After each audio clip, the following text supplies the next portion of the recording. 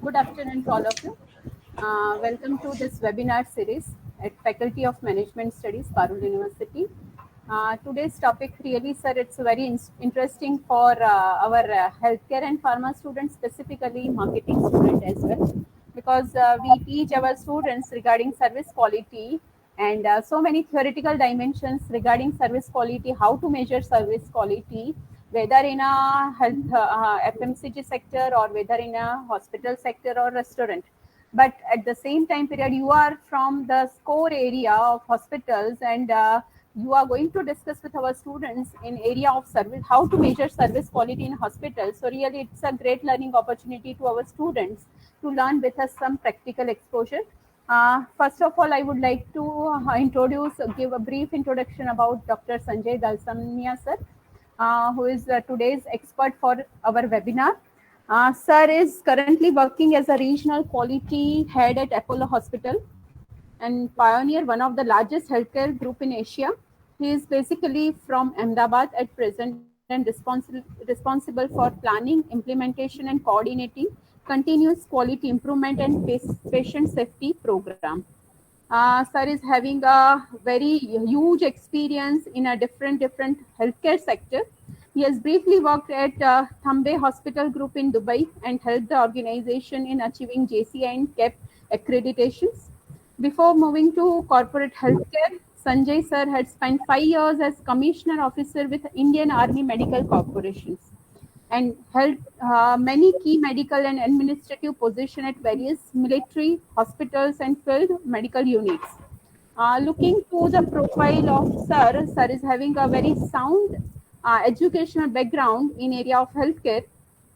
There is MBBS degree from Sardar Patel University, certificate in business management from IIM Calcutta, certificate in advanced project management from Project Management Institute USA, MBA in healthcare service from Sikkim Manipal University, and PhD from Gujarat University. So I think today's session really, it would be a very grateful to the students in the area of healthcare, pharma and marketing students. This is a real scenario because after COVID pandemic that we are looking for that how you provide the service satisfaction to the patients, and sir has mentioned in the slides as well that patient first. So how in a real life situations the service quality measures. Today we are going to get that practical dimensions from Sanjay sir. Thank you so much. Along with for this today's webinar, this moderator for this entire session, Dr. Sapna Chauhan, and subject coordination, subject experts, or we can say that at the last of this session, whatever the question answer that you can discuss with, you can just share with your IAS sir. So we can discuss out this question answer with our experts. Thank you so much, sir, for providing your continuous valuable time to our management students and for this healthcare and pharma specialization. Thank you so much. Okay, Sapna madam.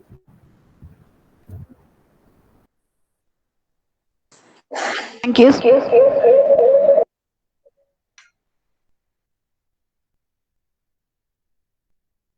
Thank you so much, ma'am. I hope I'm audible. Yes, Dr. Sir. Okay, so we would like to hand over the session to you, and I welcome again to all the participants on Facebook and the specialization SEM 3 students of pharma management, healthcare, and marketing. And thank you once again for sparing your valuable time to share your views on service quality in hospitals. I would like to hand over the session to you, Dr. Sanjay. Thank you, Dr. Bijal. Thank you, Dr. Sapna. So there are three words in this particular slide: the service, quality, and hospitals. So individually, we know what is service, what is quality, and what is hospital. But when we combine all these three terms together, it becomes service, quality, and hospital, and probably it has a deeper meaning. So as we all have known and seen and witnessed during this COVID pandemic since last 1.5 years, how the hospitals are functioning. So as we all know that we don't sell any stuff into the hospital. The patients, their relatives and other people who are coming to the hospital are primarily coming for some sort of services. Now, these services may be clinical or may be non-clinical in nature. Yeah. So I'm sure at any point of time in your life, as a patient, as a patient's relative, as a staff of the hospital, you would have gone to the hospital. You would have availed some sort of services of the hospital at any given point of time in your lifetime so far. Yeah. So when you go to hospital, what do you carry? So apart from all other things, what we carry are the expectations. So we have a lot of expectations from the hospital, and I will also tell you going forward how these expectations are formed in our minds before we go to the hospital. So when it comes to the expectation, these expectations would vary from individual to individual, from patient to patient. So if I give you some other non-clinical or non-hospital examples before we go into the hospital service quality. So previous slide, please, Dr. Yas. So when we go to a restaurant or when we avail any, let's say, flight services or airline services for going to any place, or when we go to any other service organization where we have to avail any specific service, right? So we have certain predetermined notions in our mind. We also have some sort of expectation as to we will get this thing when we go to that place, or this is how we will get experience when we fly this airline, or we will get this sort of food when we go to this particular restaurant, right? We will have to wait for a very long time or very small time when we go to this particular bank, right? So these are a couple of rough example that I can make out at this point of time to make you understand what are the expectations. So when we go to the hospital or when any patient would come to the hospital, they also have certain expectations. Yeah.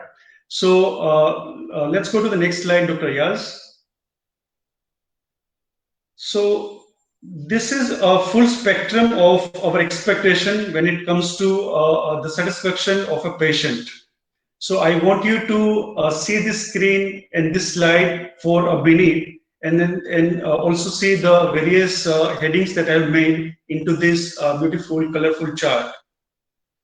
So the patients and people who are generally availing the hospital services also have a lot of expectations when they come to the hospital. So if I start from ambience, so look at your 1 o'clock position, the ambience, accessibility, and reach. So the couple of parameters and things that are there in these slides are clinical in nature, and couple of them are non-clinical in nature. So when it comes to the satisfaction, the clinical as well as non-clinical factors play very, very important and probably the equal part in our satisfaction index. So the ambience of the hospital, the accessibility and reach, how do we reach and how easily we reach to the hospital is also very, very important. After we go to the hospital, what is the ambience of that hospital in particular? How does a hospital look like? How tidy, how neat and clean, how the signages and directional marks are there, and what is the overall ease of accessing that hospital and its departments and various services into that hospital is very, very important. The security, transport, and parking. So if you would have availed the services of any hospital vehicle or ambulance, so how is that experience before you go to the hospital in terms of booking an appointment for that particular ambulance, or the time that the vehicle has taken to reach to your place and to fetch you from the home to the hospital? If you would have gone through your own vehicle, so is there a parking facility? How easily you can avail that parking facility? Is it paid? Is it free? And how is the convenience of that entire parking experience? And then reception and registration. So now after reaching to the hospital, after parking your vehicle, now you are entering into the hospital. So how is that reception? So do you find any difficulty in reaching to the reception? How are the people who are manning that reception? How are your queries and your initial questions are being attended to? And how do you get registered into that hospital? That initial hospital experience, as we call, right? And then if you have to go to any doctor's chamber for consultation, or if you have to go to any laboratory or radiology for any investigation and diagnostic workup, so how is that entire experience would be? In case after this initial consultation and diagnostic workup, if you have to get admitted into the hospital, so again there would be some formality, again there would be a couple of forms and papers that you need to fill in, and you need to do that formality. This will also have financial implications if you are going to a private hospital. So how is that entire admission process has taken place will have a lot of bearing on the patient satisfaction and an expectation. So when you go to the hospital, you will have some sort of notions as to how this hospital would be. Now, based on this initial experience of reaching to the hospital, parking your car, going through the security system, going to the reception and registration process, and initial consultation and admission process. So this would probably be happening into initial couple of hours when you go to the hospital, right? So this will definitely have some sort of impact on your mind as to how this hospital is. And you again would try to compare your expectations with whatever you would have experienced so far, right? So this is initial experience. After that, how do doctors would behave? How would doctor attend to you or your patient? How the entire clinical care is rendered to the patient? That is very, very important and the most crucial part of the entire satisfaction. Because primarily the patient or you would have gone to the hospital for clinical and medical services, nothing else. So how doctors will tell you in terms of your clinical diagnosis, what is the plan of care, the ease of communication with the doctor, and how that entire experience with the doctors would go, not only during the initial admission process, but during the entire hospitalization will be the key of entire patient satisfaction. Of course, the nursing services will play a very important role because nurses are the ones who are remaining with the patients right from the beginning to the end. Doctors, to some extent, will come to the patient's bedside, will talk to the patient, and they will go off. But the nurses will remain with the patient and the relatives 24/7 until you get discharged. So how nurses will behave, how nurses will attend to your problems, how nurses will resolve your queries and confusion. So that is very, very important into entire satisfaction spectrum. The diagnostic services, as I told you before, also the surgical outcome, if the patient has to be operated upon by the doctors, so how would be that entire surgical experience, and also the clinical outcome at the end of that surgery will be very, very important determinant of patient satisfaction. And of course, the operational comforts in terms of the easiness of the processes like admission, discharge, also the housekeeping, the food and beverages, other support services, the housekeeping services, the billing processes, the financial transactions with the hospital. So how these operational processes are lined up, and how would you interact with the hospital operational services, and how will they satisfy or dissatisfy? This is again very, very important element of patient satisfaction in terms of comparing their expectation with the actual experience when they come to our hospital. As I said, support services, food and beverages, this is also very, very important because patient is going to utilize and use the services of your hospital, and also are going to eat the food that you would have prepared or arranged for the for your patients. So it is based on your experience, based on your expectation. You give importance to the food services and support services. Typically, many patients are very foodie, or they are very choosy about the diet that are given into the hospital. Many patients sometimes are very focusing on the medical and clinical services, and they will be okay with whatever and however you give to the patient in terms of the food.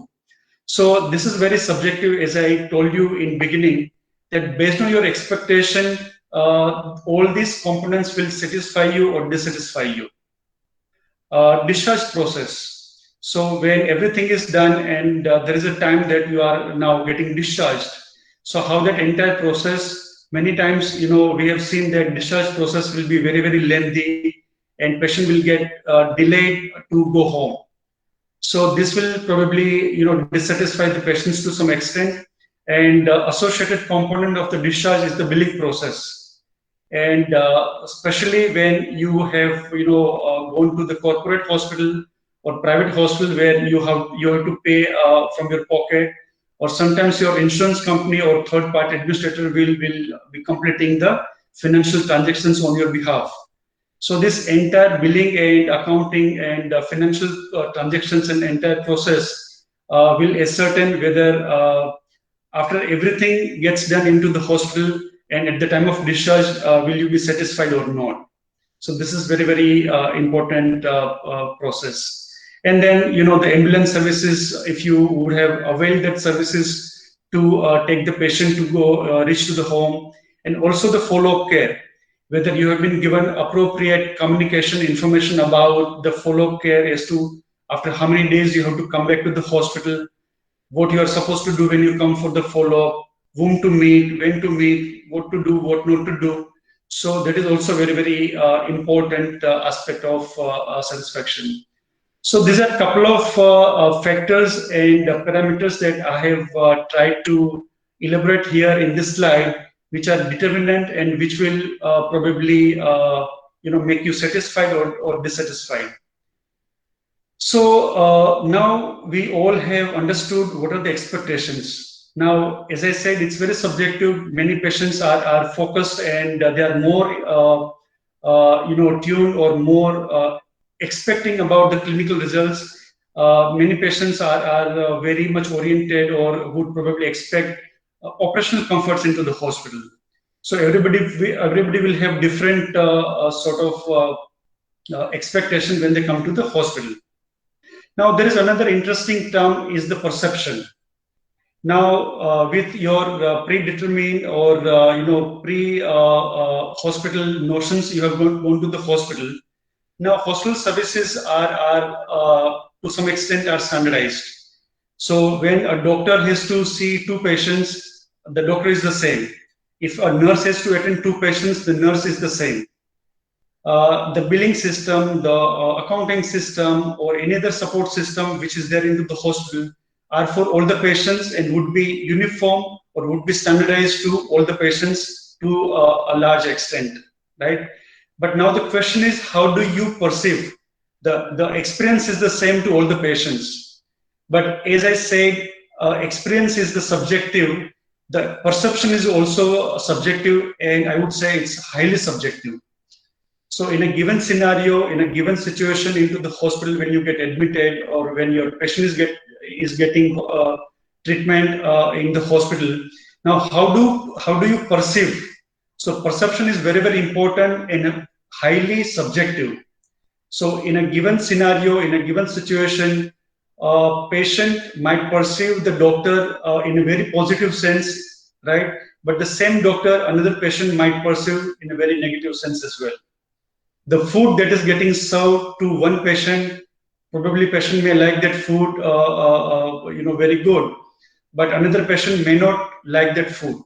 So the perception would very different, and it will be vary from patient to patient, person to person into the hospital. So now the patient and the relatives and we all, at a larger sense, we tend to match and compare our expectation with the perception. The experience is the same as I told you, but we compare what did we expect out of that hospital when we go to that hospital, and what we have experienced and how did we perceive that particular services. Now, if the perception, your experience and perceptions are higher than your expectation, you will say, wow, this is a very good hospital. And this is, beyond your expectation, and all the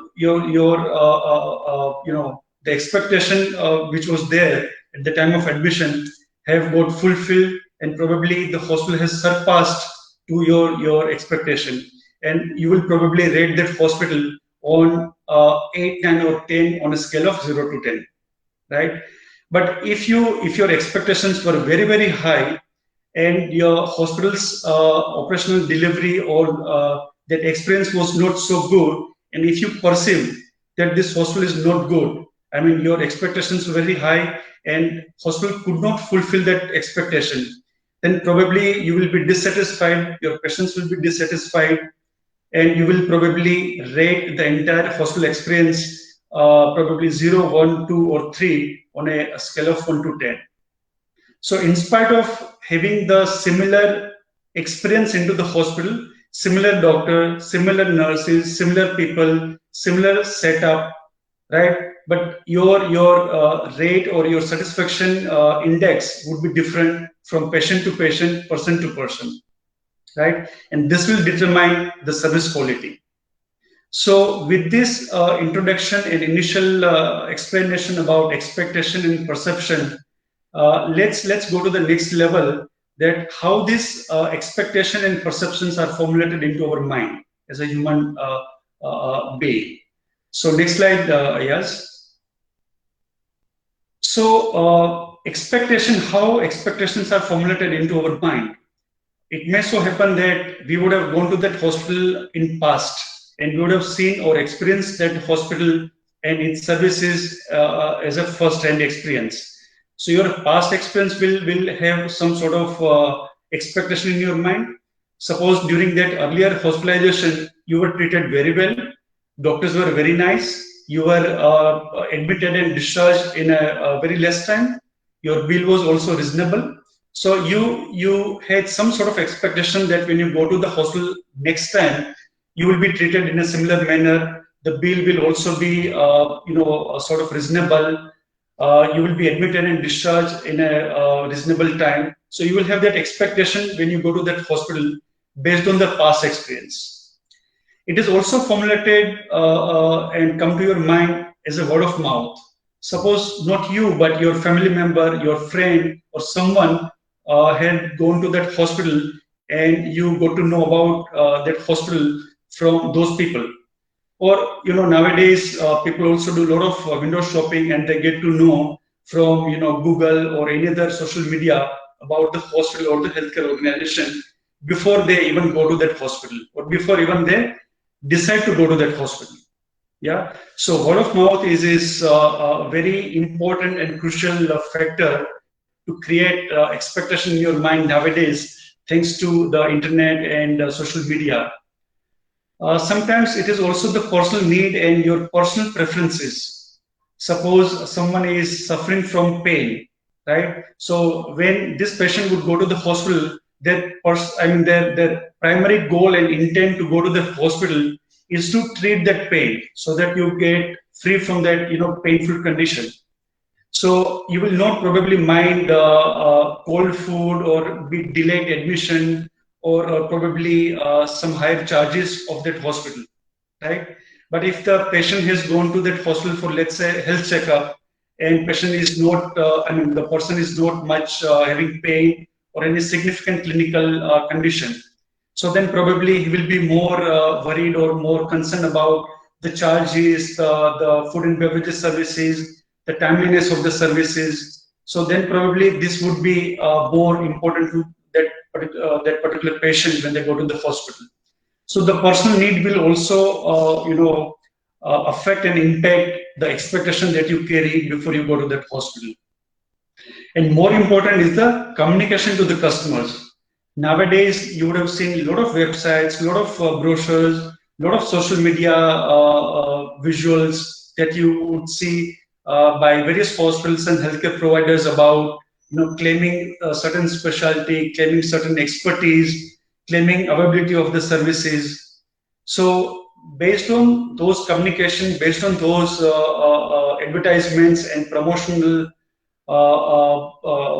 material of that hospital, you will also formulate that expectation that when you go to that hospital, you will get this kind of service, or this much of service, or this kind of treatment into that hospital.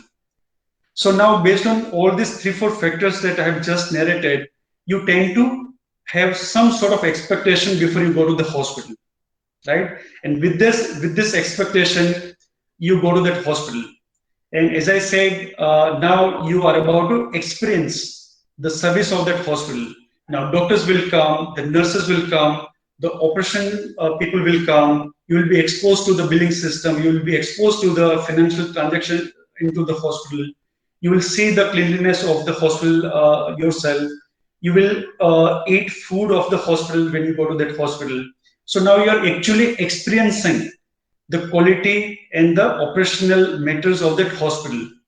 Now, at the back of the mind, you start comparing that this is good, this is not good, this is bad, this is not bad, this is better, this is best, right?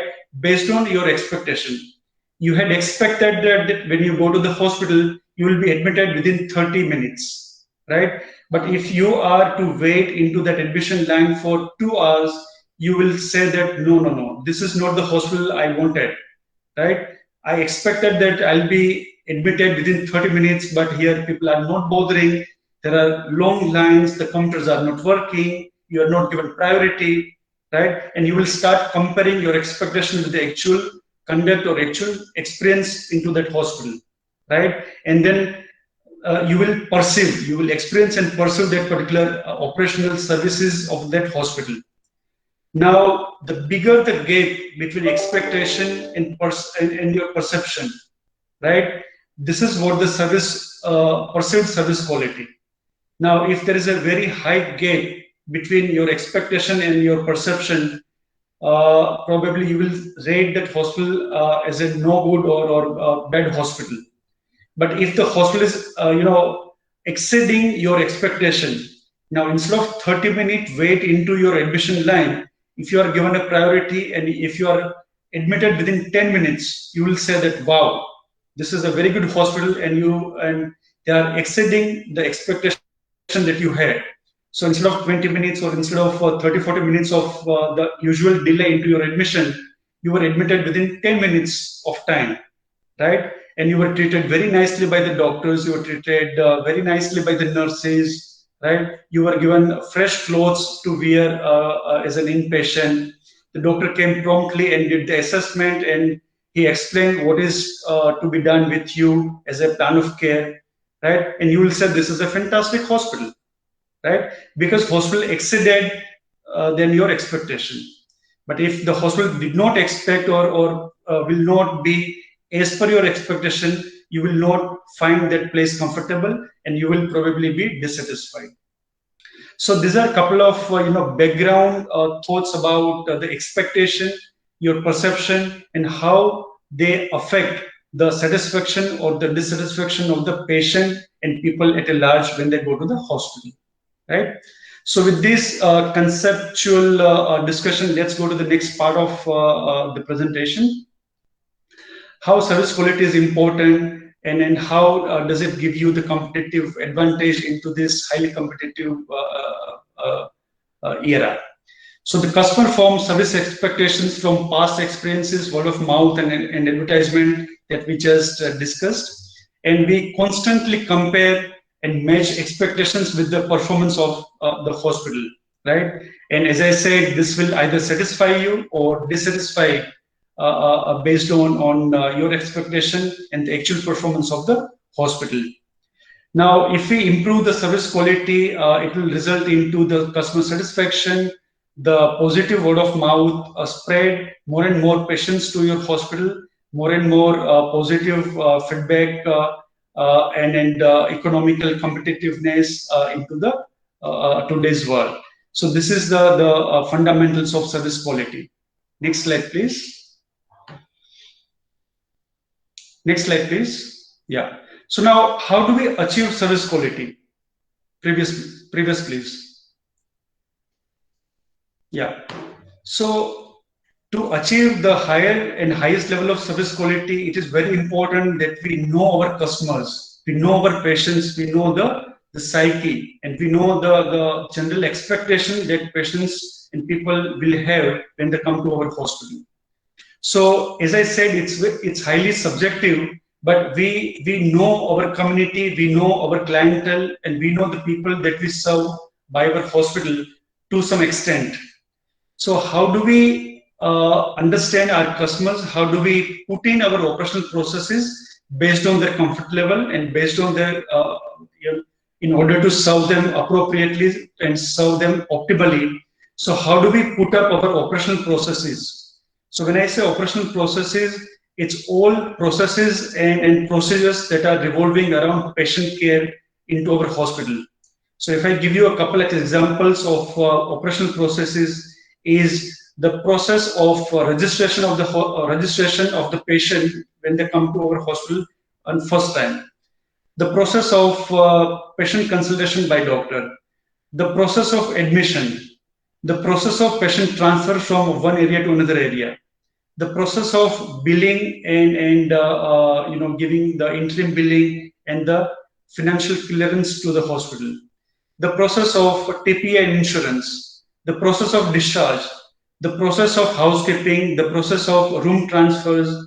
So these are all operational processes which are mainly non-clinical processes, but wherein patient and patient's relatives are deeply involved.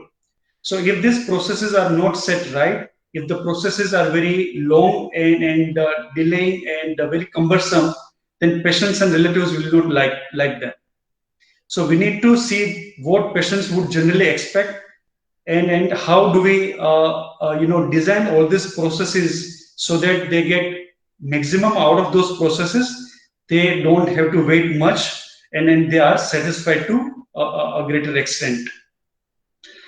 Now, even in this set operational processes, there would be some bottlenecks, there would be some challenges, and there would be some issues. So when any patient would face any issue or any problems, how do we quickly identify those problems, and how do we provide support and guidance to the patient to overcome those issues, and how do we circumvent this entire issue on case-to-case basis? And also understanding our system as this is only one of the problem, or is it a systemic problem? If it is a system-wide or the wider problem into our system, then we need to tackle it in a systematic base so that it doesn't happen with other patients and other people when they come to our hospital.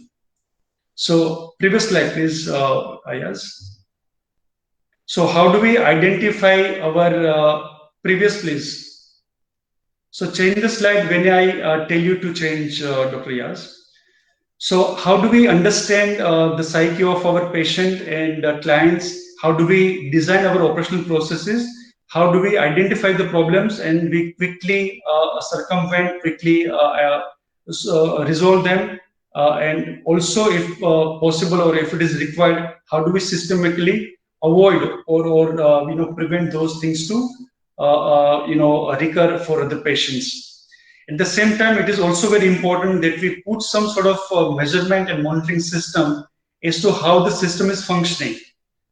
So if we put all these processes without any control or without supervision or without monitor, probably our people will deviate. And as we all know that service industry are very dependent, and it is human centric. So all these processes are human centric, and it is mainly people dependent. So people are working around all these processes. They may be casual. They may be they may not be following the proper SOPs and the process that we have set, right? And because of this, there would be a delay. There would be an issue to the patient. So how do we monitor? How do we supervise? And how do we sort of measure the entire system that we have set into our hospital? Not only the internal process measurement, but also we need to take feedback from the patient and the customers as to how do they feel about all our processes, whether we are up to their expectation level, or whether we are still have to improve in some parameters or in some departments or with some set of people. So if we take appropriate customer satisfaction survey or some sort of outcome measurement from the patient and the relatives in terms of their satisfaction level, probably we will have some scope of improvement into our hospital, and we can continuously improve our service quality. Next slide, please. Next, please.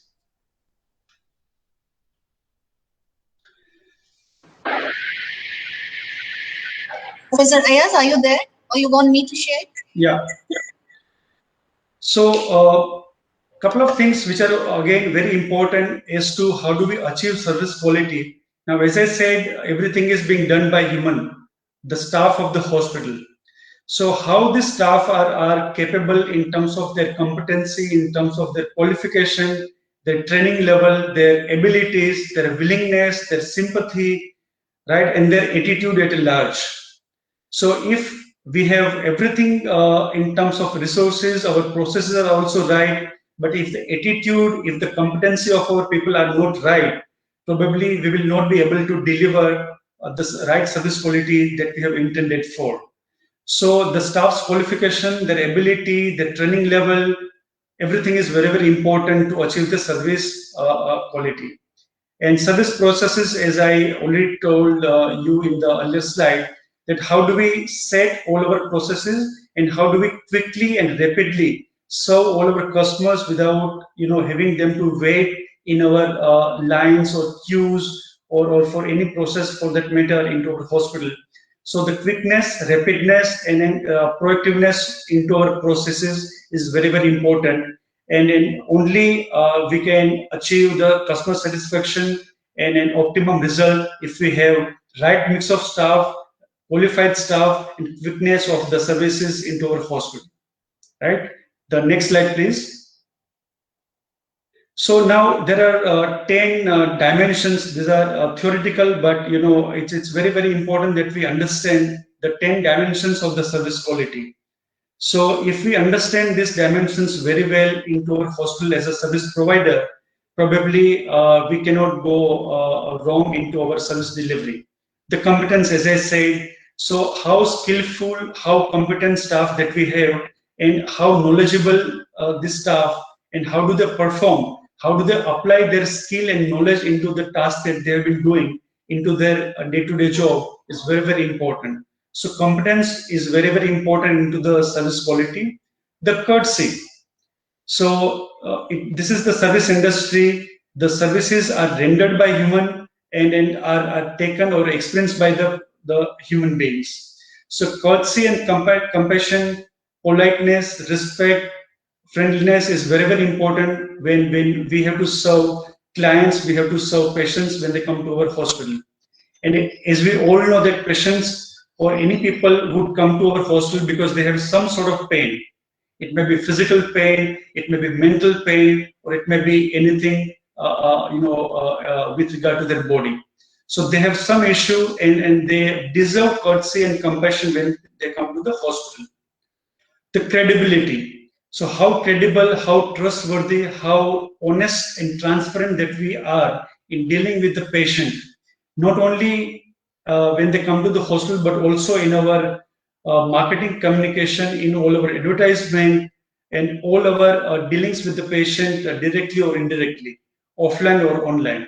This is very, very important. And this will have a lot of impact into patient's mind when they come or even before they come or after they avail the services of the hospital. So credibility is something that we need to establish into patients and in their mind so that they have trust with the hospital. They will be sticking to the hospital and you will have more and more and repeat clients which will give you not only revenue but also the social recognition and the positive word of mouth. The sense of security. So as we all know that hospitals are not a very safe place. So I'm not talking much about the clinical safety aspects, but also in terms of the physical safety and also in terms of your belongingness, your belongings, your physical safety, because hospital where you can find a lot of risk factors, hospital fire or the loss of belongings of the patient, the loss of the patient, miss of the patient, the swapping of the baby, sometimes the violence into the hospital. So there are a lot of issues which are related to the security and safety of the patient. So we need to make sure that all these things are taken care of. Patients are not at the visible or obvious danger or risk factors into the hospital when they come to our hospital. The access. So this again, I had talked about access as to how approachable you are and how contactable or what is the ease of communication, not only with the hospital, but also with the doctors, with the nurses and the people who are rendering services into the hospital. So it should be very easy and easy to access the people and the services of the hospital to achieve optimal service quality into the hospital. The next slide, please. The communication, probably the most important aspect of the entire service quality. So it should be appropriately communicated, whatever it may be, the information about the operational processes, information about the patient's clinical condition, information about patient's clinical care processes, information about the billing and financial matters into the hospital.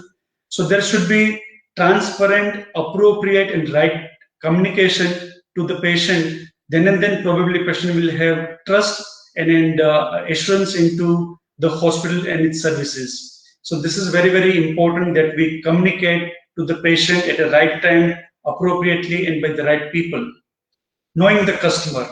So again, we need to know our customers, their expectations, their mindset, when we are dealing with a specific set of client or specific community, and based on that probably we can optimize all our services to enhance and to deliver better service quality into the hospital. So what are their needs, what are their specific requirements when they come to the hospital? How do we recognize their specific needs? How do we customize their needs and expectation of specific customers or a set of customers? This is very, very important. Now, there are a couple of tangible aspects of service quality as the physical facility of the hospital, the tools and equipment that we are using into the hospital, the people, the grooming, the appearances, and the way they have been dealing with the patients and the relatives, the communication material, the pamphlet, the materials that we give to the patient. So all these material things or the tangible things are also very, very important as to how do we perceive or how do we give the sense of service quality to our customers and clients. Next slide, please. The last two dimensions are also very, very important. Reliability. So how do we give the service in a repetitive or dependable manner? So once they experience any service into the hospital, and when they come to the next time, or when they send any other patient, family or friend to the hospital, so are we able to do the same thing in a dependable manner? Can we fulfill the requirement, or can we fulfill that expectation that patient had when they come to the hospital based on their past experience or based on the word of mouth? So are we dependable? Can they depend on us as a service provider? Can we provide the service in an accurate manner as to how we had claimed, or how our marketing people had claimed, or how we had projected onto our website? So are we accurate? Are we dependable? So that will probably ascertain the reliability factor into patient's mind. And this is very, very important when it comes to the service quality. And responsiveness. Now, this is a human-centric industry. There may be errors, there may be delays, there may be some uncontrollable or unavoidable factors which may go into the hospital. But are we responsive enough? Can we deal with this on a case-to-case basis? Can we provide comfort and some sort of resolution when there is any error, when there is any delay, or when there is any issue into the hospital? So this will probably determine the service quality when it comes to the healthcare sector. So these are 10 very, very important dimensions of service quality that are talked about in a larger sense. Next slide, please. Now issues, the gaps, the problems. Now, as we know that the expectations, the perceptions, the dimensions, and how can we achieve the service quality. But there can be some gaps, there can be some challenges into delivering the service quality and satisfying all our clients.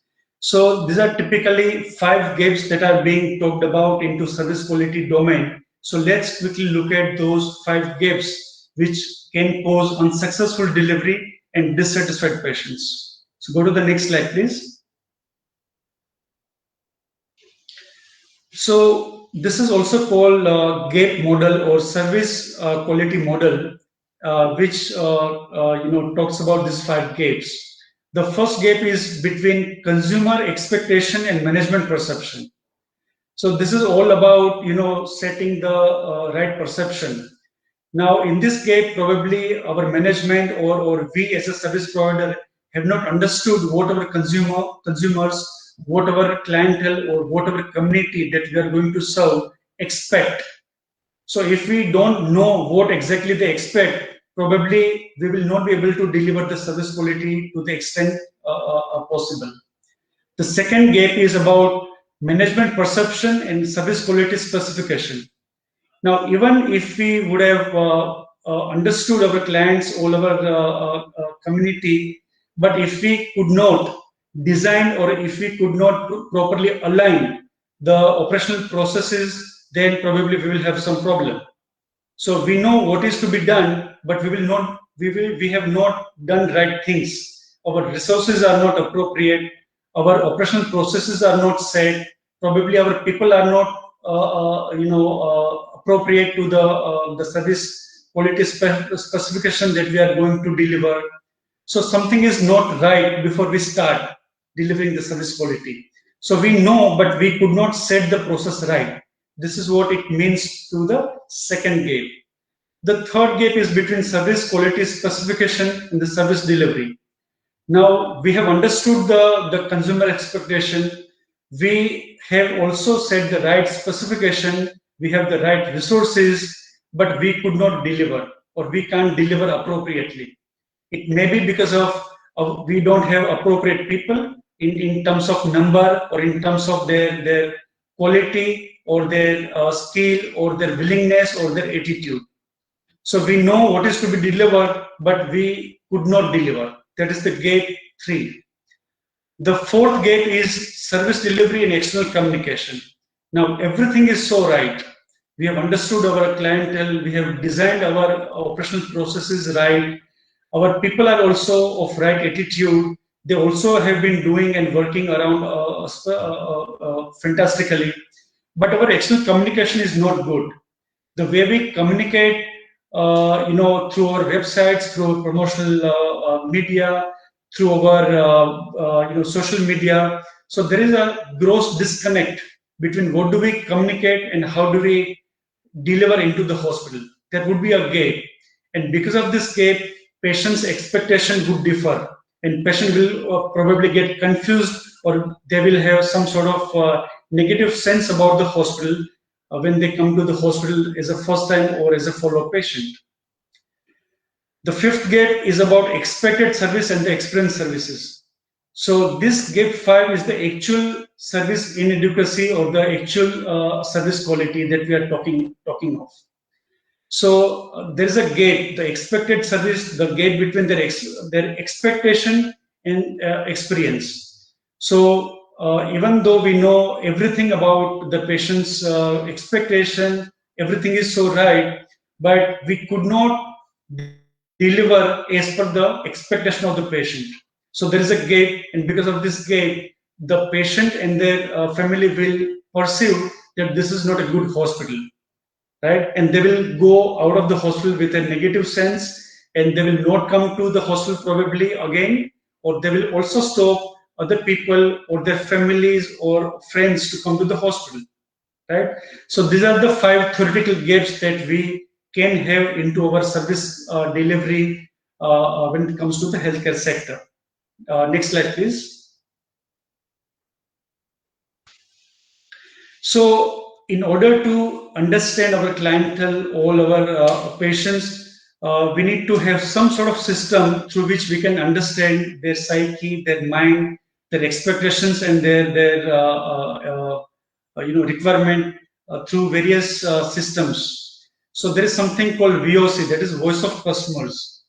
So there is a specific and systemic, process of capturing patients' expectation or their preferences or their satisfaction or dissatisfaction into the hospital at the time of admission, at the time of discharge, and also during the hospitalization at various touch points, right? So through which we can take patients' feedback. So there are various nomenclatures of this particular process.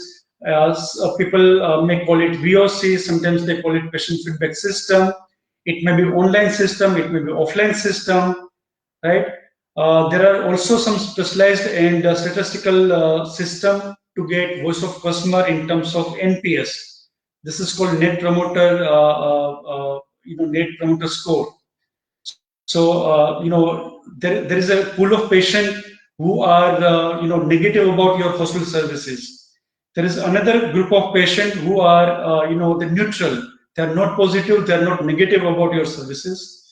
And there is a group of patients who are promoters because they were a very, very satisfied patient and they will promote the hospital services to other friends and families, right? So based on this particular concept, so what is the promoter minus detractors, right? This is how you arrive at a net promoter score. This is the NPS methodology, and this will also give you as to how many people, what is the base of your clientele which is loyal to your hospital, and what is the referral index as to how this patient who are loyal to you or who are positive about your hospital will refer your positiveness or the goodness of your hospital to other patients and their friends and families. So this is the NPS. We also take a lot of feedback about the patient who are going on discharge against medical advice, because these are the patients who are not satisfied with the hospital services and they are taking premature discharge from the hospital against medical advice. Since they are not yet fit for discharge, but they are taking DAMA, they are taking discharge, and they probably will go to another hospital or another organization for their further treatment. So they are the people who can give the exact issues into the hospital, which will be a good tool for all of us to understand the hospital services and to further improve. Right? Whenever the patient would give any complaint or they have some sort of grievances, then we get the real pulse of the patient care services of the hospital, and we can probably improve from that point of time. Also, there are a lot of market research technique through patient feedback, which are administered to community and the past patient or the prospective patients or community at large, which will probably give some sort of feedback or some sort of data as to which hospitals are good, which hospitals are not good, and probably you also would have seen in newspaper, in magazines, the ranking that we are getting into the hospital services. As this hospital is the number one into the city, this hospital is number one into this particular specialty. So this ranking and this scoring system is also sort of market research and the evaluation system for the hospitals in a particular city, particular state, or country at a large, right? So this is voice of customers that we are talking about in a healthcare service delivery domain. Next slide, please. So this is all about service quality into the hospitals. So basically, we covered and discussed about the patient expectation, the patient perception, and how do we match and compare the patient's expectation and perception, and how those 5 gaps would arise from various disparity between various specifications and parameters. We also talked about the dimensions of service quality and how can we achieve service quality, and tool to measure the service quality and to enhance and continuously look at our service quality through voice of customers. So this is the point where I would conclude this particular talk, and we can probably have 2 to 3 questions since we have 5 more minutes to take questions. So if anyone has any questions, so we can discuss quickly, not more than 2 questions here. Thank you so much. Over to you, Dr. Sapna. Thank you so much, sir. I think we have been listening to you since last 50-55 minutes, and it had been a wonderful learning experience. One of the questions which I have just received from one of the students in general, not from the pharma management background, we are integrating healthcare sector with business, like wherein healthcare sector is more of service oriented thing. So what according to you is your opinion on this? Are we converting this noble stream into some business revenue generating sector, or what's your point? What's your take on this? See, there are various kinds of hospitals and healthcare organizations. Now, if we talk about government hospital or not-for-profit hospital, right, they are not concerned with money or revenue or making profits out of the entire patient care activity. But there is also a set of hospital or group of hospitals which are for-profit, right? So there is a commercial and perspective, financial aspect perspective into the hospital operation when it comes to the this thing. But now, besides or apart from all this commercial or non-commercial activity, the service quality is very, very important into the government hospital or for-profit or not-for-profit hospital. Ultimately, patients are coming to the hospital for some sort of service. Primarily, this is the clinical services which take precedence because patient has come to the hospital for some sort of cure or heal or some sort of therapy or treatment. So they are mainly concerned with whether they will get treated satisfactorily and adequately or not, irrespective of the money, right? And now, because of the commercialization or because of the the various factors, there are a lot of commercial and private hospitals have come up.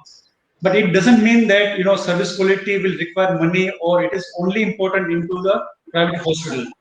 This is equally important into all the hospital, and this is very important for all the healthcare providers and the people like us who are into the healthcare management to understand not only the patient's expectation but also how do they perceive the services when they come to our hospital, right? And this is where the service quality comes handy if we understand all these aspects that we have covered in the. So this is equally important to for-profit and not-for-profit, government and free hospitals alike. Thank you so much for answering. I think Professor Ayaz has also got a question. Please go ahead, Professor Ayaz. Yes, sir. Yes, sir. One question from my students. They were asking, tangibles are included evidence-based medicine practice? Tangibles. Is the tangible is including evidence-based medicine practice, or it is a part of clinical services? See, here I did not purposefully touch upon the clinical and clinical quality service matters. So here mainly talking and targeting about the patient's expectation. What do the patient expect? Now, patient would generally expect in overall sense whether they will get treated or not, right? And whether they will have comfortable stay when they come to the hospital or not, right? So when it comes to the tangibles of the service quality, so as I said, service quality deals with the intangibles. So how are we getting serviced, how we are getting attended, or how we are getting treated into the hospital? We are not getting anything as a product into the hospital.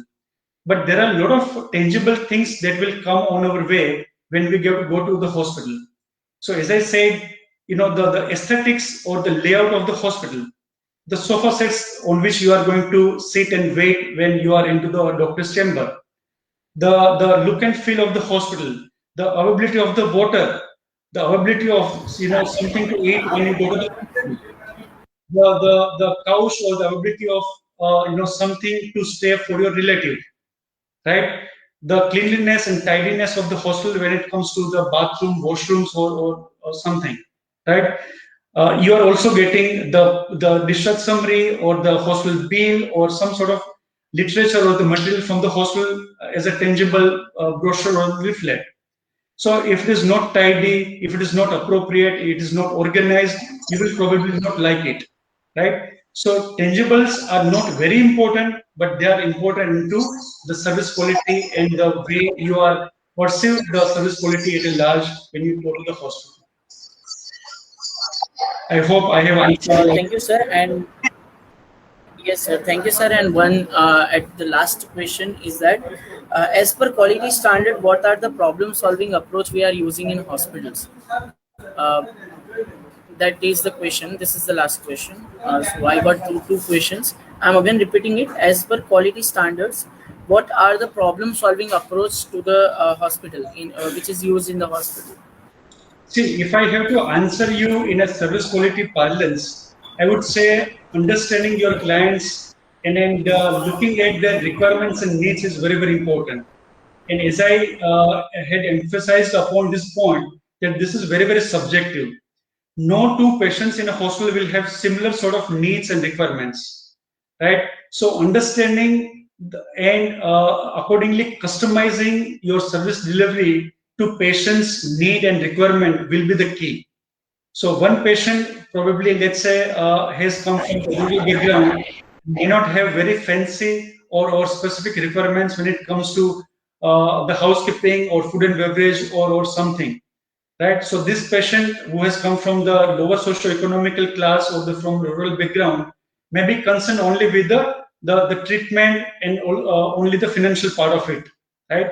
But if the patient who have come from the elite class or from some sophisticated patient or some very educated patient, they probably were more interested into the comfort, the cleanliness, the housekeeping, the food and beverages, the way the patient is being attended to. So for that patient, the parameters for service quality would be different, right? But we cannot differentiate any patient into the hospital, and we need to have standard delivery care of the patient into the hospital.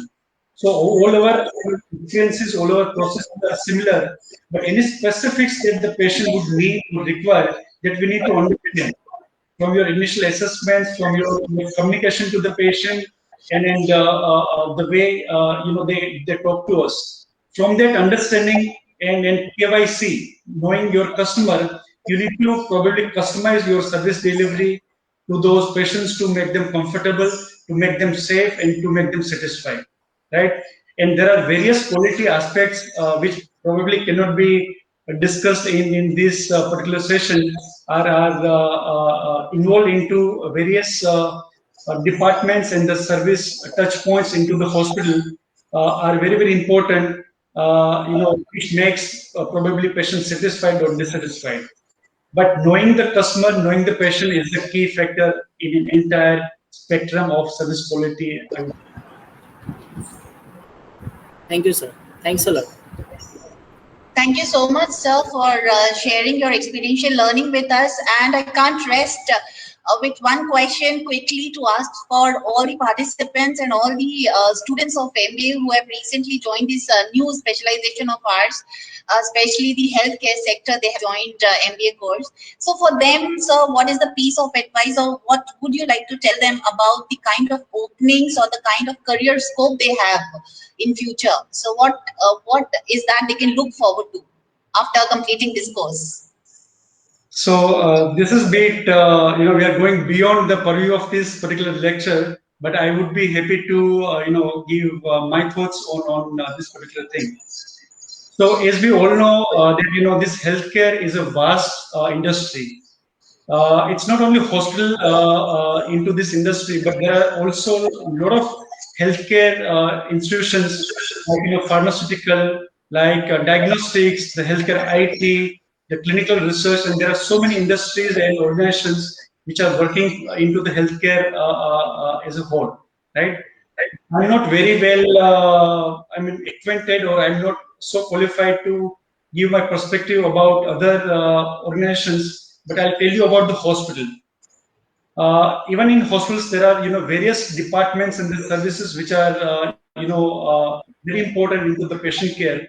So even if I have to give you the example about service delivery, so there is something called operations department into the hospital, and there is something called guest relations or the patient experience department into the hospital, who are mainly dealing with operational processes and also patients' day-to-day operational matters, their satisfaction and the patient's experiences.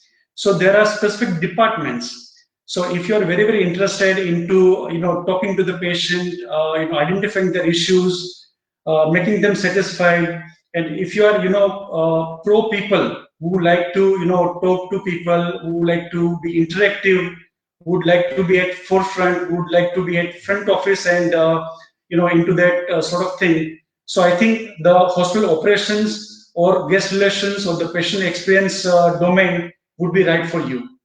There are many people who are good at data, at technical matters, or analytics, or healthcare applications. So then probably they may do good into healthcare IT.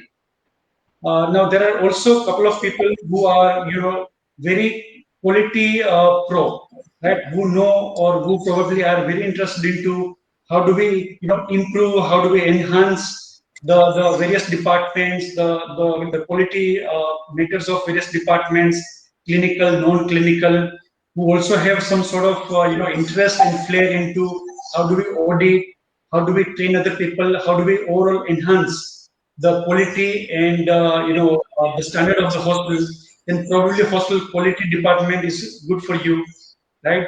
Those who are from some sort of clinical background, like doctors, nursing, technicians, pharmacists, if you have that sort of background, probably you may go to the respective clinical administrative departments where you can make best use of your background and also the learning from this course and such sessions, it will come to the handy. So now, based on the interest that you have, which probably you would know or you will probably know going forward into this course, and based on the lectures and sessions that you will have, based on the expert advice like Dr. Sapna, Dr. Ayush, and other professors that you have, they also will have keep advising you on such the vacancies or the such vocational matters. The industry sessions that you will have, like this session that I'm taking for you in terms of the healthcare quality, operations, service quality.